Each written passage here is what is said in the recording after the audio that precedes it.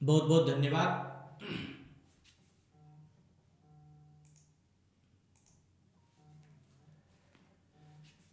हम लोग विचार में बातचीत कर रहे थे गुरु श्री वशिष्ठ जी और श्री रामचंद्र जी के वार्तालाप का। गुरु वशिष्ठ को कहते हैं कि वो इवन कि जितने जब सृष्टि की रचना हुई थी तब से वो गुरु वशिष्ठ जो है इस ब्रह्मांड में थे। तो मतलब राम भगवान से पहले भी वो गुरु वशिष्ठ थे और उन्होंने भगवान रामचंद्र को अपने सूक्ष्म शरीर और स्थूल शरीर, जो एक मनोमय शरीर है, जो हमारा मानसिक शरीर है, उसके बारे में, और जो स्थूल शरीर है, जो हाड़ मांस से बना हुआ शरीर है, इसके बारे में उन्होंने जो है विस्तार पूर्वक भगवान श्री रामचंद्र जी को बताया। कल हम लोग बातचीत कर रहे थे कि जो स्थूल शरीर है और सूक्ष्म शरीर है, इसमें जो भी हमारा मानसिक शरीर है, जो भी हमारा मन शरीर है, यह बहुत ही महत्वपूर्ण है। या इसमें हम हर चीज में अधीन हो सकते हैं, हर चीज के बारे में हम जहाँ जो चीज जिस विचारधारा में चाहे, हम जो जिस ध्यान को चाहे, जिस चीज को चाहे, हम मानसिक शरीर के द्वारा पा सकते हैं। और जो स्थूल शरीर है, जो हाड़ मांस का बना हुआ शरीर है, यह जो है हमारे इसमें 5 तत्व हैं, लेकिन यह भी शरीर जो है बिना मानसिक शरीर का, जो ना बिना हमारे सूक्ष्म शरीर का यह चीज नहीं चल सकता है। तो आज जो मैं बातचीत करूंगा श्री वशिष्ठ जी और श्री रामचंद्र जी का, कि उन्होंने कहा कि जो जगत की कोई भी मनोकामना है, और या हम संकल्प प्रय होते हैं या संकल्पमय होते हैं, यह कैसे हो सकते हैं। अगर हम कोई भी मनोकामना, कोई हमारी कामना हुई कि हमें ये चीज चाहिए, या कोई हमने संकल्प किया, तो इसको कैसे हम पूरा कर सकते हैं, इसके बारे में श्री वशिष्ठ जी ने श्री रामचंद्र जी को समझाया। और वह कहते हैं कि भगवान जो है,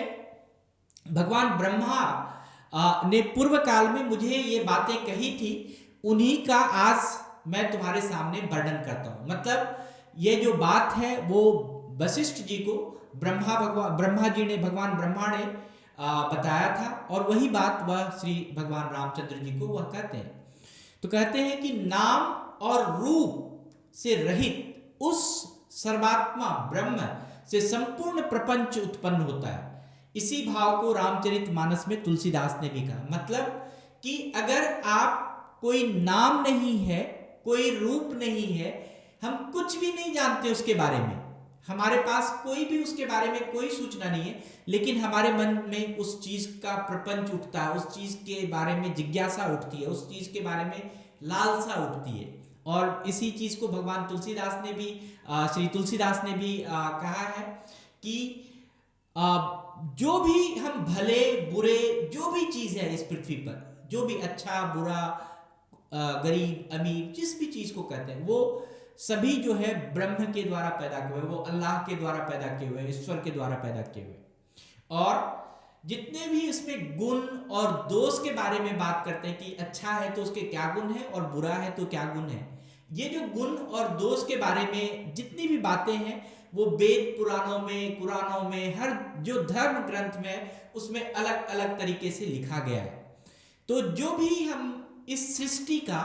गुण या अवगुण जिससे भी हम बात करते हैं, तो ये जो ब्रह्मा है वो उन सब चीजों से सनी हुई है। ब्रह्मा हम किसको कहते हैं यहाँ पर? ब्रह्मा हमारी मानसिक शरीर है, जो हमारा मनोमय शरीर है, जो हमारा सूक्ष्म शरीर है, जिससे कि हम कोई चीज सोचते हैं, किसी चीज से उत्पत्ति करते हैं, इसी में हर चीज भरा हुआ, चाहे वो अच्छा हो या बुरा हो। तो इस तरह से अगर हम कहें कि जो भी हमें सुख दुख, पाप पुण्य, दिन रात, साधु असाधु, सुजाति कुजाति, देवता दानव, ऊंचा नीचा, अमृत विष, सुंदर या जीवन या मृत्यु, या माया या ब्रह्म, हम जीव कहें या ईश्वर कहें, या संपत्ति कहें या दरिद्रता कहें, या फिर हम किसी को राजा बोले या रंक बोले, किसी जगह को हम काशी बोले या हम किसी जगह को मगध बोले, इस जो भी हम है, या गंगा बोले या किसी चीज को यमुना बोले, किसी चीज को हम ब्राह्मण बोले या किसी जाति को हम कसाई बोले, या हम स्वर्ग बोले या नरक बोले, जो भी चीज है, इस जितने भी चीज चीज इस पृथ्वी पर, इस ब्रह्मांड में उत्पन्न हुई है, वो हमारे ब्रह्मा की सृष्टि है। ब्रह्मा अर्थात हमारे मन की सृष्टि है। जो भी वेद पुराण इनको जो है गुण और दोष के बारे में विभाग कर दिया, लेकिन यह जो मनोमय शरीर है या जो आपका सूक्ष्म शरीर है, इसकी जो विशेषता है वो क्या होता है, वो समय के साथ बदल जाती है। जब आप अभी सचेतन कर रहे होंगे तो कुछ देर पॉजिटिव होंगे, फिर घर जाएंगे तो कुछ और चीज होगा, नेगेटिव हो जाएंगे। कुछ आप कोरोना का न्यूज सुनेंगे तो कुछ आपका मन और बदल जाएगा। तो ये जो समय के साथ हम बदल रहे हैं, ये कैसे बदल रहे हैं? अगर हम स्वयं को एक गहनता के साथ, संकल्प के साथ, अगर हम बहुत ही कंसंट्रेशन के साथ हम एक सामर्थ्य रूप, मनोरूप बनाकर अपने आप को किसी कार्य में लगाएं, तो क्या हमारा वो मन बदल सकता है समय समय के साथ? नहीं, वह मन नहीं बदल सकता। तो जो स्वयं को अगर आप गहन और संकल्प विकल्प के साथ बड़े ही अच्छे से अगर मनोरूप में बना लें, अपना मनोरूप को, अपने सूक्ष्म शरीर को अगर संकल्प के साथ ढाल लें, तो क्या होता है कि उस समय आपकी जो अवस्था है वो बहुत ही सघन हो जाती है। आप उस चीज को, जिस चीज में आपका मन लगा है उसमें बहुत ही आप तल्लीन हो जाते हैं। उसकी लंबाई, चौड़ाई, मोटाई, उसकी अणु, उसका ठोस, आप उसी चीज की दृढ़ता को, उसी चीज की मजबूती को सोचेंगे, और वह समय हमेशा वह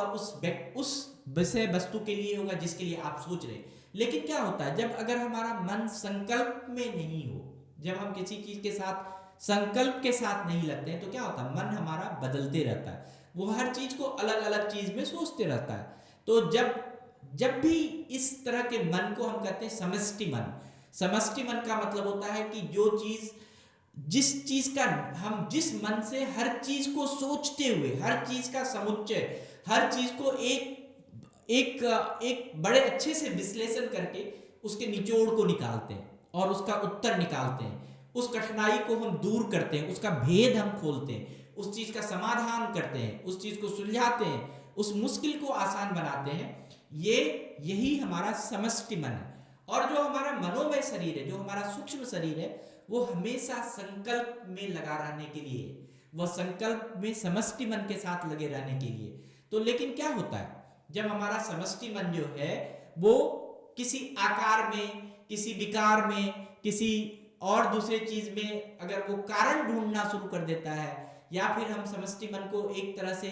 अगर अच्छे तरीके से सोच समझ नहीं कर पाते हैं, उसका विश्लेषण नहीं कर पाते हैं, उसका हम ज्ञान नहीं कर पाते हैं, उस संकल्प के बारे में हम सोच नहीं पाते हैं, तभी क्या होता है कि हमारा जो मन है वो अविद्या में चला जाता है। अविद्या मतलब ब्रह्मा जी जो कहते हैं कि संकल्प में होने की प्रक्रिया में अविद्या की कल्पना में हम बदल जाते हैं। मतलब जैसे ही मन विचलित हुआ, हमारे मन में ऊंच नीच, भेद भाव, उस चीज से मन भटककर किसी और चीज में चला गया। तो इसी को जो है अविद्या कहते हैं। इसमें कहते हैं कि जो आपके शरीर में जो आत्मा है वो कभी अविद्या में नहीं जाना चाहता, लेकिन आप मनुष्य रूप होने के कारण आप में क्या है, आप में एक बहुत बड़ी है अज्ञोहम की एक भावना है। अज्ञोहम की भावना के कारण आपका जो मनोमय शरीर है वो क्या होता है, संकल्प से विचलित हो जाता है। तो जब भी हम अविद्या, पहले भी नहीं थी, बाद में भी नहीं थी, जब भी आप कहें कि अविद्या के बारे में जो विचलन की बात है, वो आपके शरीर में डिफॉल्ट नहीं है, वो आपने बनाया है। आप अविद्या डिफॉल्ट के साथ नहीं होते हैं कि आप कोई चीज सोच रहे हैं और आपका मन विचलित हो जाए, ऐसा नहीं हो सकता है। लेकिन आपका जीवन क्या होता है, धीरे धीरे ऐसे अज्ञानता की दृष्टि में चला जाता है, ऐसे गलत धारणा का अस्तित्व कर लेता है जो कि अविद्यमान है, मतलब वह चीज विद्यमान नहीं है। आप कभी भी आपका जो आप अपने आप को सोचेंगे कि जो मैंने कहा कि अज्ञोहम की अनुभूति जो होती है, इसी से हमें अविद्या की कल्पना आती है, इसी से हम अविद्या के बारे में सोचते हैं, और जिसको हम आजकल इसी अज्ञोहम को ही हम विज्ञान भी कहते हैं। वेद इसको विज्ञान नहीं मानता, लेकिन अज्ञोहम की जो अनुभूति है इस लोक में, जैसे ही लोग जन्म लेता है, जैसे ही वह शरीर और स्व का ज्ञान हो जाता है कि हम कौन है, हमारा शरीर क्या है, इसका जैसे ही अभ्यास हो जाता है और धीरे धीरे वो आभास के साथ अभ्यास करना शुरू कर देते हैं लोग, और मनुष्य का जो अज्ञानता है जो स्वयं में अहम की जो भावना आना शुरू होता है, स्वयं का जो माया शुरू हो जाता है, वो क्या होता है, आपको विभ्रेन कर देता है, आपको भ्रम रूप में ले जाता है, जिससे क्या होता है कि आप निज अपने विलास के लिए, खुद के विलास के लिए, अपना सम्मोहन के लिए, अपने आप को संतुष्ट करने के लिए आप क्या होता है उस विलास, भोग विलास में जीवन यातना करना शुरू कर देते हैं। और फिर क्या होता है, जो संकल्प है वो भ्रांति बन जाती है, संकल्प एक भ्रांति बनती है, जयति इसको हम कहते हैं कि यह जो संकल्प है जनयति बन जाती है। जनयति का अर्थ है कि जैसे मधुमक्खी जो है वो क्या करता है, वो मीठे फूल पर भी बैठता है, कड़वे फूल पर भी बैठता है, नमकीन फूल पर भी बैठता है, हर चीज का रस पीता है वो, हर अलग अलग चीज का रस, हर अलग अलग जगह हर अलग चीज का रस पीता है, लेकिन वह जो मधु उत्पन्न करता है वह क्या होता है, वह मिठास ही उत्पन्न करता है। उसी प्रकार क्या होता है कि हम सभी व्यक्ति जो भी है, चाहे सज्जन हो, संत हो, जो भी है, वो दुर्जन लोग हो, कोई भी हो, समान हम मिठास उत्पन्न करते हैं, अपने समान मिठास उत्पन्न करते हैं। क्या कि हम अपने जीवन का खुशी, हम अपने जीवन का माया मोह, उस चीज के लिए हम बड़े अच्छे से हर चीज को अलग अलग तरीके से, चाहे वो गलत हो सही हो, हर चीज से हम उपार्जन करके हम यही सुंदर सृजन करना चाहते हैं कि हमारा जो घटना है, हमारे जीवन का जो आने वाला समय है, हम एक संभवतर घटना बना लेते हैं कि हमारा जो भविष्य है वो अच्छा होना चाहिए, हम उसमें संभावना देखना शुरू कर देते हैं। हमें लगता है कि जो हमारा जीवन है उसको हम चतुरता पूर्वक कैसे जिए, उसको हम कैसे चंचलता पूर्वक जिए कि हमारा जो आने वाला समय अच्छा है, अच्छा हो जाए, मिठास पूर्वक हो जाए। तो ये जो माया का जो आभास होता है आपके जीवन में, यही क्या करता है, आपको मिथ्या ज्ञान देता है, और इसी से आपका क्या होता है, इसी मिथ्या ज्ञान के कारण आपका संकल्प टूट जाता है। और जो आप हमेशा जो जो बात मैं कह रहा था कि गुरु वशिष्ठ ने अपने कहा कि ये जगत की जो कल्पना है, या जो आपकी प्राण शक्ति है, या जो आपका कर्म का फल है, वो सिर्फ और सिर्फ आपके संकल्प से अच्छा बन सकता है। इसी से आप जगत को, अपने जीवन को, अपने मनोमय जीवन को अच्छा बना सकते हैं। जैसे ही आप अपने मनोमय जीवन को